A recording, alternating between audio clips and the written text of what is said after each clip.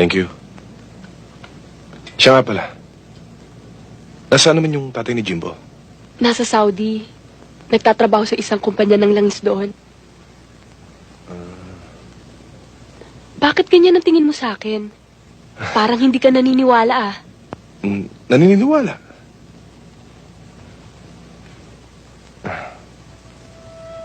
Ang ganda pala ng mata mo.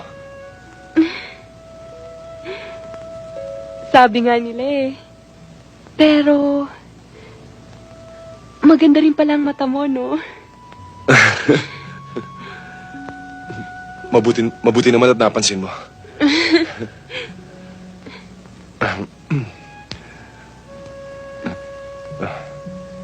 Hindi ka ba nalulungkot dito?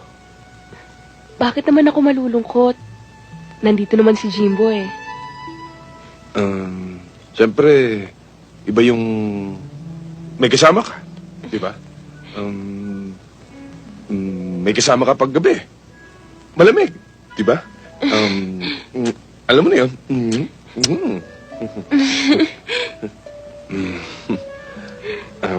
Pwede bang magtanong? Bakit hanggang ngayon, dalaga ka pa rin?